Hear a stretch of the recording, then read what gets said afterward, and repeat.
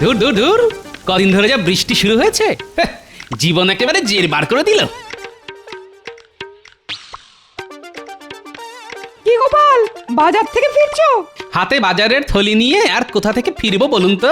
তা কি কিনলে বাজার থেকে? বোঝো এবার, এরপর হাজার প্রশ্ন করবে। হ্যাঁ, ওই কিছুটা শাক পাতা আর কটা কই মাছ।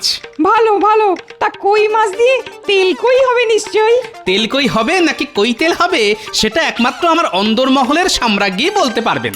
তা এই বর্ষার মধ্যে আপনার ছাতা কই? নদীতে স্নান সেরে ফিরছি যে, তাই ভিজলেও তেমন ক্ষতি হবে না।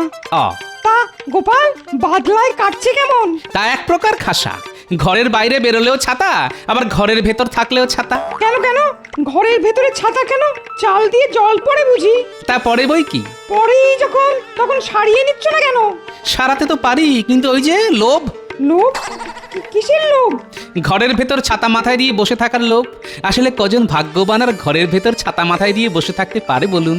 তোমার কথার মর্ম ঠিক বুঝলাম না। আসলে আমি যতদূর শুনেছি তাতে বর্ধমানের মহারাজ আর কুচবিহারের রাজামশাই ঘরের ভেতর ছাতা মাথায় দিয়ে বসে থাকেন। আরে সে তো সাধারণ ছাতা নয়, সে তো রাজছত্র। আর ঘর নয়, ঘর নয়, বসে থাকেন রাজসভায়। জানি তো, কিন্তু আমি তো ছোটখাটো মানুষ, তাই ভাঙা ঘরই আমার রাজসভা, আর ছেঁড়া ছাতাই আমার কাছে রাজছত্র। তোমার সঙ্গে কথায় পারে কার সাধ্যি, আর রঙ্গরসিকতাতেও তো তুমি সকলের চাইতে এগিয়ে। চলি চলি হে। আসুন, তবে সাবধানে যাবেন, কদিনের বৃষ্টিতে রাস্তায় যা কাদা।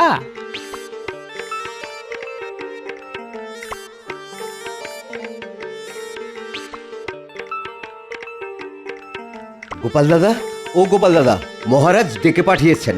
এই বৃষ্টির মধ্যে মহারাজের ডাক কেন? কি হলো কি আবার? সে আমি বলতে পারবো না, মহারাজ শুধু বললেন খুব তাড়াতাড়ি যেতে। ও হ্যাঁ, খাম্বাজরাজ এসেছেন। এই বৃষ্টি বাদলার মধ্যে খাম্বাজরাজ? আচ্ছা তুমি এগো, আমি বাড়িতে বাজারের থলিটা ফেলে দিয়েই আসছি।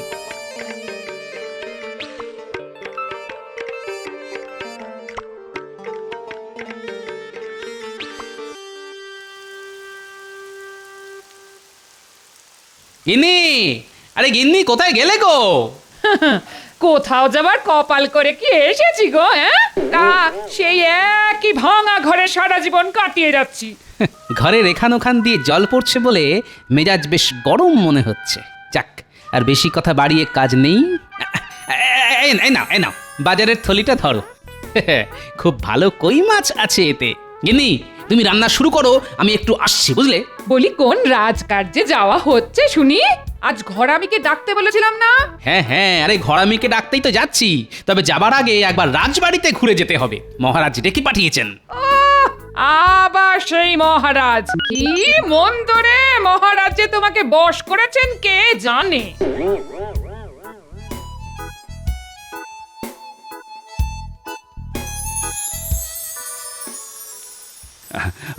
আপনার পিতৃবিয়োগের খবর পেয়ে না খুবই মর্মাহত হয়েছি আমি। তবে কি আর করবেন বলুন, কেউ তো চিরকাল আর বাঁচে না। আসলে অনেক বয়স হয়ে গেলেও আমার বাবা বেশ শক্ত সমর্থই ছিলেন। হঠাৎ কি যে হলো, দুদিনের জ্বরেই সব শেষ। মহারাজ, আমাদের আর বেশি দেরি করা ঠিক হবে না। বৃষ্টিটা বাড়ছে, তাই যা বলতে এসেছেন সেটা বলে দিন। ও হ্যাঁ, বলছি। এসো এসো গোপাল।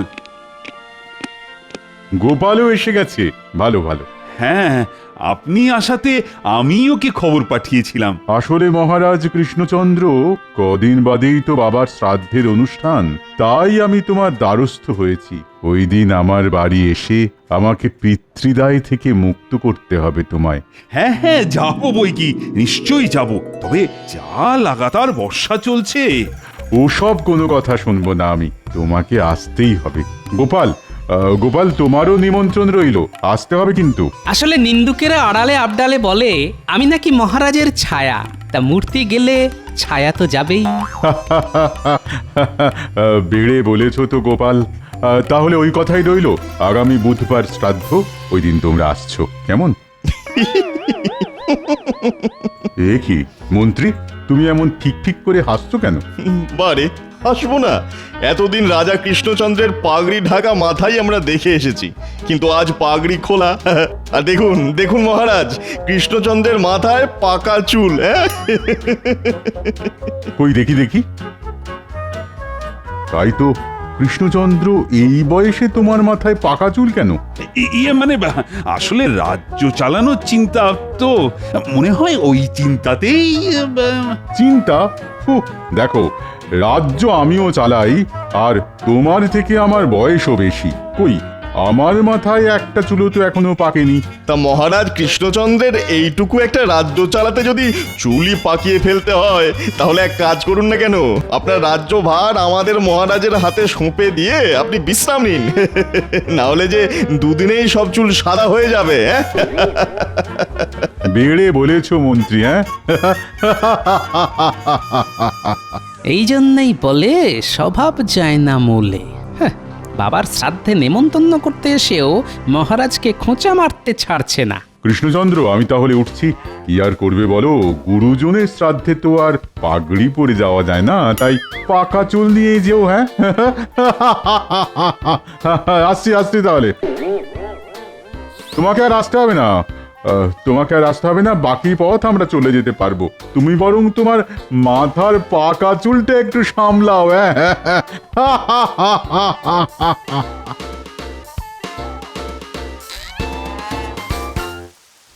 আমার মাথার পাকা চুল নিয়ে কেমন টিপ্পনি কেটে গেল দেখলে গোপাল?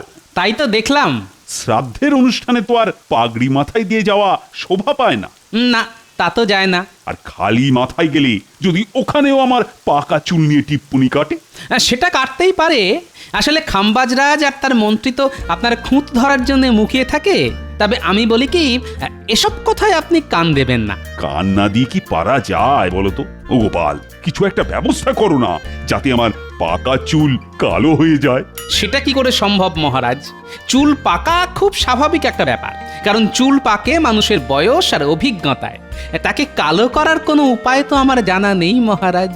না না না, ব্যাপারটাকে এত হালকা করে নিও না। তুমি হয়তো না জানতে পারো, কিন্তু কেউ না কেউ তো জানতে পারে।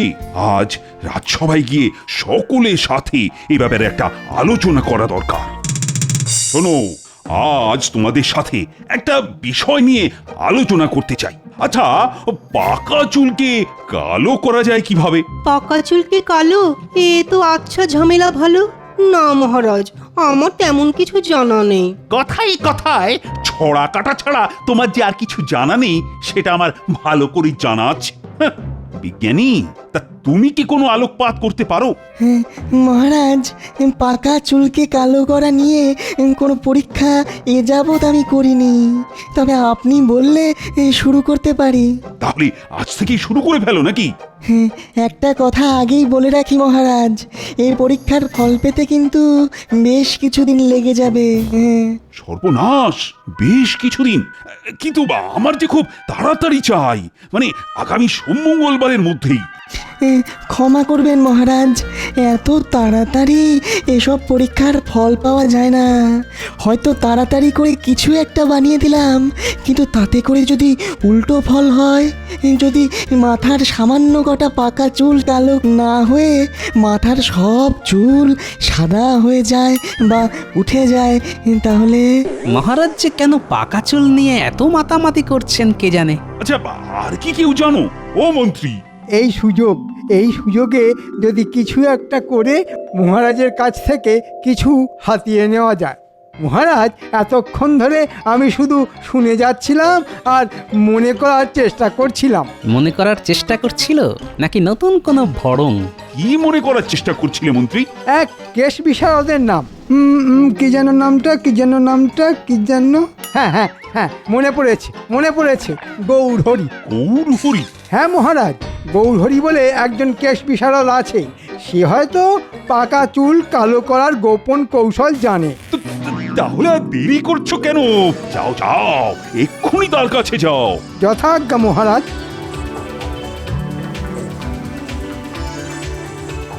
দেখলে তো গোপাল, পাকা চুল কালো করার উপায় আছে। আসলে তুমি না দিনে দিনে একটা অকর্মার ঢেঁকি হয়ে যাচ্ছ।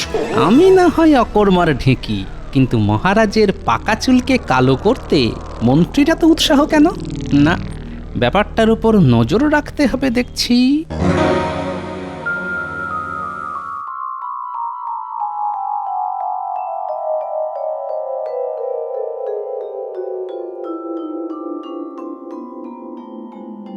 আলকাতরা লাগাচ্ছে না? এই তো পেয়ে গেছি। না, রাজসভা থেকে বেরোতে অনেক দেরি হয়ে গেল। বৃষ্টিটা এখন কমেছে। যাই, একবার পুঁটিদের বাড়ি থেকে ঘুরে আসি। ওদের বাড়ি ঘরামির কাজ হচ্ছে শুনেছি। দেখি যদি ঘরামিকে ধরে কয়ে আমার ঘরের চালাটা একটু সারিয়ে নেওয়া যায়, না হলে গিন্নি আর আস্ত রাখবে না। পুটির বাবা, ও পুটির বাবা, বলো গোপাল দাদা। তা তোমাদের বাড়ি ঘরামির কাজ আর কতদিন চলবে? বড়জোর আর 2-1 দিন। চালের কাজ হয়ে গেছে, এখন শুধু আলকাতরা লাগানোর কাজ বাকি। আচ্ছা, ঘরের নিচের দিকের অংশে আলকাতরা লাগাচ্ছ কেন? আসলে মাটির বাড়ি তো, জলের ঝাপটায় ঘরের তলার দিক ভিজে গিয়ে মাটি আলগা হয়ে যায়। হ্যাঁ, বুঝতে পেরেছি। আলকাতরা লাগালে ওই জলের ছাট মাটি আলগা করে দিতে পারবে না, তাই তো? ভালো ভালো, খুব ভালো। আমি এরকমটা করিয়ে নেবো, বুঝলে? ও ভাই, এই বাড়ির কাজ মিটলে আমার সাথে দেখা করো তো, আমার বাড়িতেও একটু কাজ আছে। ঠিক আছে গোপাল বাবু। আমার ঘরের কাজ মিটে গেলে আমি ওকে তোমার কাছে নিয়ে যাব। হ্যাঁ, খুব ভালো। আমি তাহলে চলি হে। তাহলে বুঝতে পারলি তোকে কি করতে হবে? খুব বুঝতে পেরেছি, তবে কি তবে? খুব বেশি না হলেও এ বিষয়ে আমার 3টে মাত্র প্রশ্ন আছে। প্রথম প্রশ্ন, কাজটা কি আমি একলাই করব, না ঘটা আমার সঙ্গে থাকবে? না, কোনো ঘট বা ঘটা সঙ্গে থাকবে না। ওই যে কথায় আছে না, অতি সন্ন্যাসীতে গাজন নষ্ট। তাই কাজটা তোকে একলাই করতে হবে। আমি অবশ্য তোর সঙ্গে থাকবো। ভালো ভালো। আমার দ্বিতীয় প্রশ্ন এবার করি। বলছি যে আলকাতরা কোথা থেকে পাবো? পুঁটিদের বাড়ি আলকাতরার কাজ হচ্ছে, ওখান থেকে চুরি করে নেব। খুব ভালো, খুব ভালো। চুরি করার ব্যাপারে আপনি তো আমাদের গুরুদেব। কিছু বললি? না না না, কিছু না। এবার আমার শেষ প্রশ্ন, এই কাজটায় আমি কত পাবো? সে নিয়ে তোকে ভাবতে হবে না, ভালো মতো দিয়ে তোকে পুষিয়ে দেব। যা, এখন বাড়ি যা, কাল সকালে আসিস। খুব ভালো, খুব ভালো।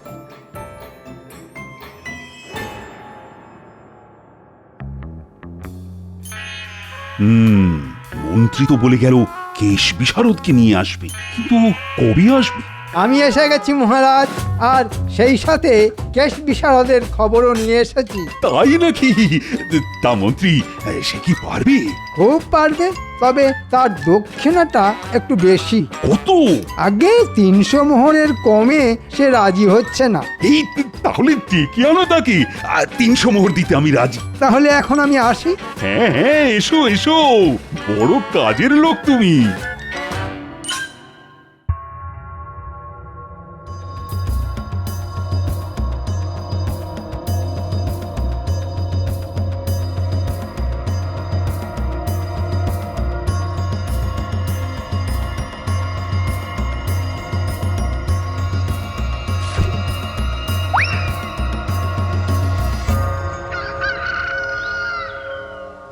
আরে কি হলো কি গিন্নি? আরে মুড়ি টুড়ি কিছু দাও, খেয়ে দে থলি হাতে করে একবার বাজারটা ঘুরে আসি। দিচ্ছি আর একটু সবুর করো। কি ব্যাপার পুঁটির বাবা, তুমি এলে, ঘরামি কই? আমার সর্বনাশ হয়ে গেছে গোপাল দাদা, আমার সর্বনাশ হয়ে গেছে। কেন, কি হয়েছে? কাল রাতে আমার বাড়ি থেকে কেউ আলকাতরা হাঁড়ি চুরি করে নিয়ে গেছে। হ্যাঁ, আলকাতরার হাঁড়ি চুরি করে নিয়ে গেছে মানে? আলকাতরার রং কালো, আবার কাঁচা চুলের রঙও কালো, তাহলে কি? চলো তো দেখি। গিন্নি, আমি একবার পুটিদের বাড়ি থেকে আসছি।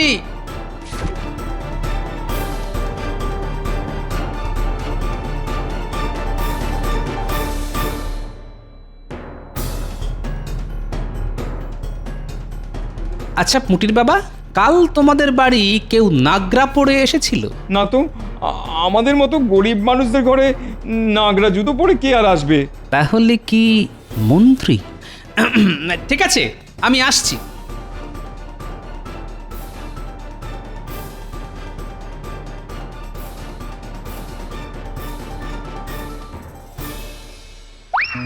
কি মজা!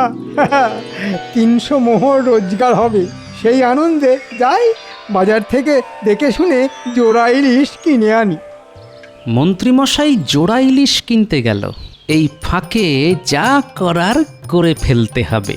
মন্ত্রী গিন্নি এখন হয়তো পুজোর ঘরে, এদিক ওদিক ভালো করে দেখতে হবে। যা অনুমান করেছিলাম ঠিক তাই। এবার দেখো মন্ত্রী মশাই আমার খেলা।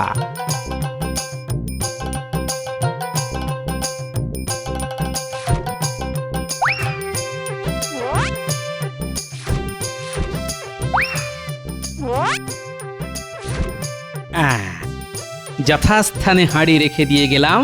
নে, এবার যত পারিস মহারাজের মাথায় মাখা।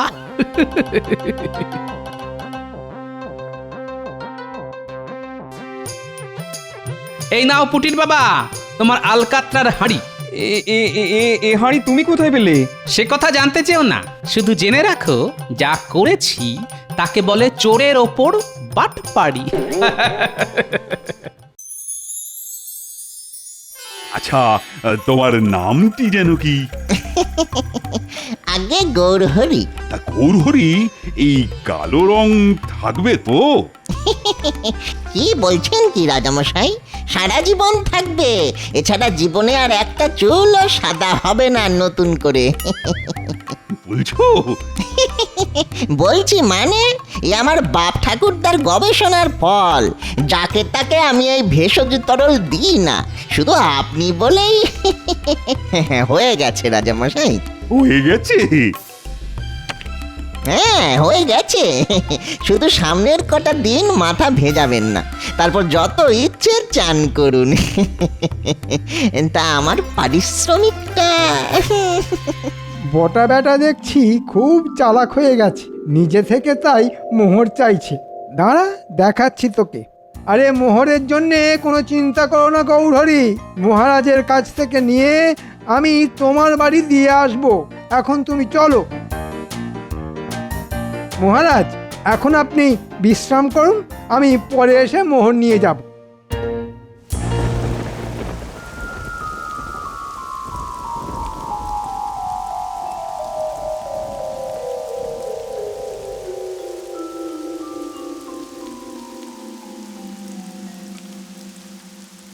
কি আনন্দ, কি আনন্দ! আর যে একটাও পাকা চুল নেই। ভেতরে আসতে পারি মহারাজ? আরে আসবে বই কি, অবশ্যই আসবে। আর এসে নিজের চোখে দেখে যাও, মন্ত্রী রানা কেশ বিশারদ কি অসাধ্য সাধনটাই না করেছে। সত্যি গোপাল, তুমি না দিন দিন একটা অকর্মার ধাড়ি হয়ে যাচ্ছ। তা হয়তো হচ্ছি, তবে কাল খাম্বাজ রাজার বাড়ি যাবেন তো? আরে সে তো যাবই, আর তাকে গিয়ে এই কালো চুলও দেখিয়ে আসবো। কিন্তু যা বৃষ্টি! সে নিয়ে তোমায় চিন্তা করতে হবে না, আমি ঢাকনা দেওয়া রথে চড়েই যাব। যথা আজ্ঞা মহারাজ।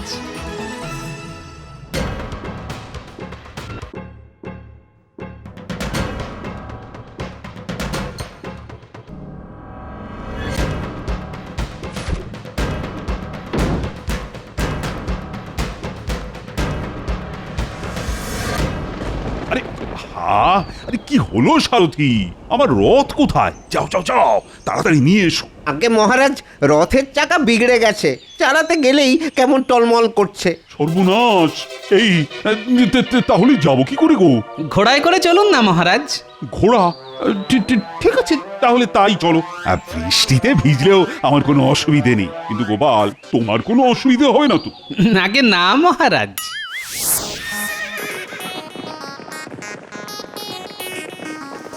কি মুশকিল! এ তো ঝমঝমিয়ে বৃষ্টি নামলো। সামনের ওই গাছের তলায় গিয়ে দাঁড়াবেন, চলুন। বৃষ্টি কমলে আবার না হয় ঘোড়া ছোটাবো।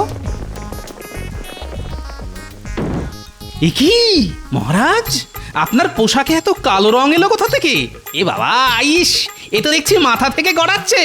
কই দেখি দেখি, হ্যাঁ হ্যাঁ, বেটা বেটা কেশ বিশারদ আমায় ঠকিয়েছে। এটা বলেছিল রং নাকি সারা জীবন থাকবে। সে হয়তো ঠিকই বলেছিল, কারণ সে তো মাখাতে এসেছিল আলকাতরা, যা একবার শুকিয়ে গেলে সারা জীবনে ওঠা মুশকিল। তবে তাতে করে আপনার চুলের যে 12টা বেজে যেত, তাই আমি আলকাতরার হাঁড়ি পাল্টে ভূষকালি রেখে দিয়েছিলাম মহারাজ। হ্যাঁ, মন্ত্রীর কেশ বিশারদ আমার মাথায় আলকাতরা মাখাতে চেয়েছিল। দাঁড়াও দাঁড়াও, মন্ত্রীকে ডেকে ওকে এমন শাস্তি দেব যে। মন্ত্রী? আরে ওটাই তো আসল নাটের গুরু। আর যতদূর মনে হয় কেশ বিশারদটি হচ্ছে গিয়ে ছদ্মবেশী বটা। ওদের আমি বুঝে নেব, কিন্তু কিন্তু সব ভূষকালি উঠে গিয়ে পাকা চুল বেরিয়ে পড়লে খাম্বাজরাজের কাছে আমি মুখ দেখাবো কি করে বলো তো? ও তো আবার আমার পাকা চুল নিয়ে টিপ্পনি কাটবে। ও টিপ্পনি কাটলে আপনিও পাল্টা টিপ্পনি কেটে বলবেন চুল পাকে মানুষের বয়স আর অভিজ্ঞতায়, আর বেশি বয়সেও যাদের চুল পাকে না তারা হলো সব বুড়ো খোকা। আর বুড়ো খোকাদের হাতে রাজ্যভার থাকলে রাজ্যের কোনো দিনই মঙ্গল হয় না মহারাজ। বেড়ে বলেছে তো গোপালে। চলো চলো চলো, প্রাসাদে গিয়ে চান করে অন্য পোশাক পরে খাম্বাজ রাজার বাড়ি যাই, আর তার সাথে সঙ্গে করে নিয়ে যাব মন্ত্রী আর বটা। ওরে বাবা রে বাবা, আর যে ছুটতে পারি না। ওরে বাবা, এদিন মহারাজ, জীবনে আর আর কখনো এমনটি হবে না। ওরে বাবা রে! একেই বলে যেমন কর্ম তেমন ফল।